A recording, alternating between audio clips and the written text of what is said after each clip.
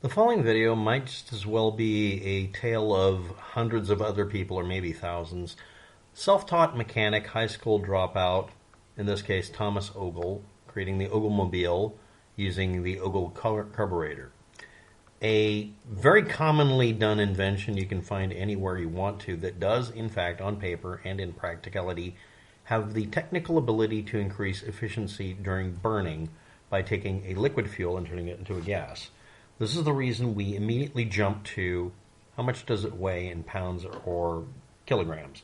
Some solids and or liquids, yes, I meant that way it sounds, can expand in all three dimensions by 10 times. This is very commonly used as a rounded off thing where you start off with 1 cubic centimeter of, let's say, propellant for a shotgun shell, and it expands to 1,000 cubic centimeters. So, because it's going 10 times 10 times 10 in all three dimensions. That means it goes to 1,000 to 1 in volume and takes up 10 times the space in any one direction. So a cubic centimeter of whatever that's liquid or solid will become a 10 centimeter across cube. We use this mostly because we have to start with its mass in pounds or kilograms to figure out total energy in moles or whatever. And when you do that, you end up doing apples to apples comparison no matter what the fuel is, if you know what their fuel capacity is theoretically. But anyway, our Mr. Ogle made a vaporizer system. The presumption is that when you take the fuel and vaporize it, before it enters the chamber or other, you'll get a massive increase in miles per gallon. Now, this system was tested on a 7-liter V8 1970 Torino engine in a 14 mile per gallon end result 1970s Ford Galaxie, possibly a 500 series. And he said he got 200 miles on 2 gallons of gas, as going to Deming, NM, I don't know what M, and back, he went 200 miles, 100 miles each direction, on what appeared to be just 2 gallons of gasoline, and or getting 100 miles to a gallon. Now I'm going to immediately cut off anybody who talks about this.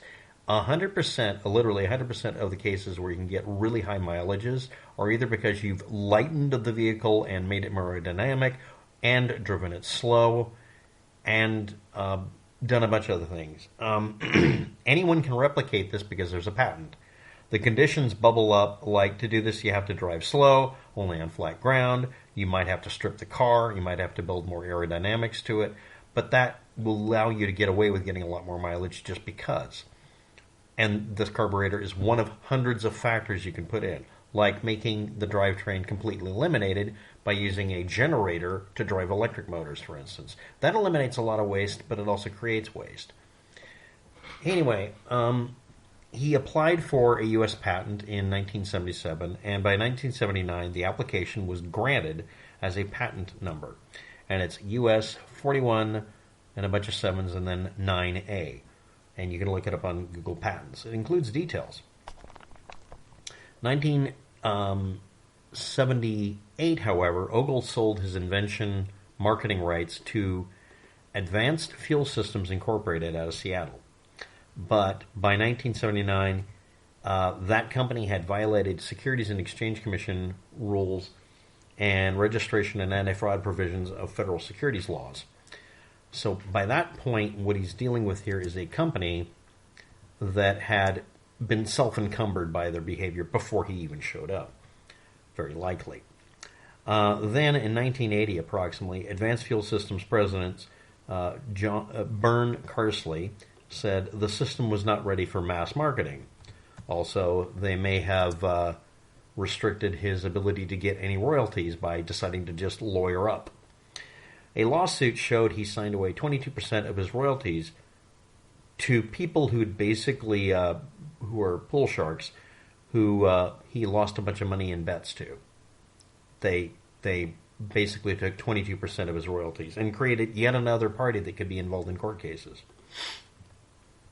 which immediately encumbers, quote, your rights if you sell part of it away after you've, quote, sold your rights to another company. This caused a conflict. 1981, April 15th at 1:30 a.m. outside of the Starburst Lounge at a specific location, a man in a red car shot him with a small caliber handgun, probably, and the right side of his stomach. So he drove himself to the Northeast Police Substation first, before he was taken to Beaumont Army Medical Center, and later he was transferred to Thomas General Hospital and released. But by then he was broke and trying to sell his possessions to survive. 4 months later, out on his own, at the home of his girlfriend, he fell unconscious after a night of drinking and taking tranquilizers. He was then taken to Eastwood Hospital and was dead on arrival at 28 years old. A pathologist, Dr. Merton L. Howard, said he strongly suspected that Ogle had died from an overdose. And Ogle's mother said as much, since his doctor had told him before he died to have her commit him, and she just couldn't do it because it would break her heart. If a medical doctor asks you to commit your son, and your son has been shot due to shit going on in his life, commit him. Sequester them. Save him. But again, is this a case of the big oil companies killing somebody off? The patent was granted, and it's an open patent. It's sufficiently detailed enough for you to reproduce his results. And he did leave some equipment at that company. And that company has physical possession of stuff. But they claimed it wasn't ready for mass marketing. What that meant was they had done the simple thing I would do. They tested it. There is also scuttlebutt about them suing him for selling rights to a patent that didn't work. Pro tip, if you buy a patent or the rights to a patent, you haven't lost anything. If you do it one way, you say, we get 10% of the profits when we sell it. You get 5% or whatever it is after costs or whatever. You work out a deal. You don't actually sell marketing rights. But again, it is quoted as being invention marketing rights.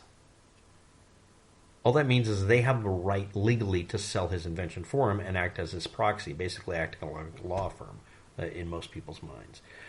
So is this a case of somebody being eliminated because they came up with something fantastic? There are cars available on the market that you can buy, and more importantly, motorcycles and other lightweight vehicles that get obnoxiously high gas mileage. They're called ultra-miler cars. There's even a competition for this. And it amounts to the same thing. Drive it slow, but 15 miles an hour. Strip it down, make it aerodynamic as hell, and try to get as much gas mileage as you can out of a gas engine. But they all are based on, almost all of them are based on doing similar things that he did. A 2013 Mazda 3 might do 50 miles per gallon at 65 miles an hour or something like that. You can get very good gas mileage. When you drop it to a lower speed, and especially if you change the way the thing works because of fuel injection or whatever, you can get crazy high gas mileages. 100 miles per gallon is not unusual, but you have to start with an engine that already has a high gas mileage. This thing starting at 13, probably what was going on is the overall energy expenditure in the vehicle might have been 2 gallons for 200 miles, but it also could be he was looking at the gas gauge. The sender in a gas tank isn't necessarily all that damned accurate or precise. But more importantly, this is how you test your vehicle. Run it until it goes dead. Drain the gasoline out. I'm not kidding. Drain all the gasoline out. You say it can go 200 miles in 2 gallons. Then pour exactly 200 gallons into the fuel tank after draining every part of the system. So it's only running on 200 gallons. If you claim that you have a vaporizing system that preheats it and vaporizes it before it goes into the engine, this will act as its own pump and you don't have to mess with it. Preheat it if you have to with a lighter. That adds energy to the situation, but that's fine. And then start driving. Pick an extremely flat pattern. Do it in Nebraska, as the joke goes, because that's where a lot of the ultramiler tests happen. And then just drive on flat highway until you run out of fuel. Then measure the distance in miles.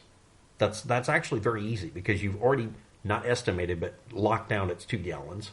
I'd recommend 10 to do a good round number. But let's say 2 gallons. And then you drive it until you either hit 200 miles or more or less than that and find out it isn't 100 miles to the gallon. And just drive it on flat ground at highway speed. If you want to do low speed, you're going to have to find a very long pathway that doesn't require you to go above, let's say, 20 miles an hour or whatever. Okay. Or find a racetrack and drive it slow. These are all options. None of them are truly expensive. And if you're talking about a practical usage, just find the longest straight hunk of road you can find with little or no stops required. where it's a through street kind of thing that's as long as possible. Look up the longest through street in like your county or state, and just go on that one, and then just make a circuit of a bunch of square angles. Out in farmland, you do that. I have explained this to people, and they say, well, it's in development. It was working 10 minutes ago and worked perfectly. That's how you got here, but now it's under development because we want to go out and test it by draining the engine of fuel, pouring 2 gallons in it, or in our case, when I tested it in Eastern Oregon, throwing 1 gallon of fuel in a completely cleared engine, and see if you can prove that it can go 100 miles. Or what the mileage is. Actually prove it. And then they won't talk to you because they're scammers. And now I'm going to get to the last option. He might have fooled himself into thinking this was getting 100 miles to the gallon, or he might have just made a mistake, or he might have really been scamming somebody. Either way, he may have made an enemy or two, or it was just some random guy who shot him. But he didn't die from the gunshot immediately. In fact, there's nothing in the coroner's report about that gunshot doing anything to him. He must have been murdered, or there was 2 murder attempts, or he was monitored by cops. Yeah, but when he died, he was hanging out with his girlfriend, and no, this isn't a smoking gun of any kind. There was no Epstein going on. Here, we're talking about pretty simple stuff. He was using he was self-medicating and OD'd, or self-medicated after an injury and aggravated it. Either way, this is not a clear example of somebody being taken out for inventing this. And again, I have to point out, car manufacturers wouldn't do anything about this. They wouldn't care about you getting high mileage. They would just use it as another thing to add to a car. Another doohickey they'd overcharge you for, like Tesla does recently. And again, you can find examples of this happening with cars and motorcycles throughout history. You can get these things to go very, very good on fuel. But you sacrifice something, usually speed or power or whatever, or weight. A bicycle outfitted with a very small, very high efficiency gas engine will get you a very high gas mileage. So look those up. So anyway, as for this guy, I had never heard of him, or I had heard of him, maybe even did a video and forgot about him, but someone asked me, have you ever heard of this guy? And this is what I was able to find. And this is according to his mom. A lot of this data is from his mother's postings, or statements that were made at the time and recorded.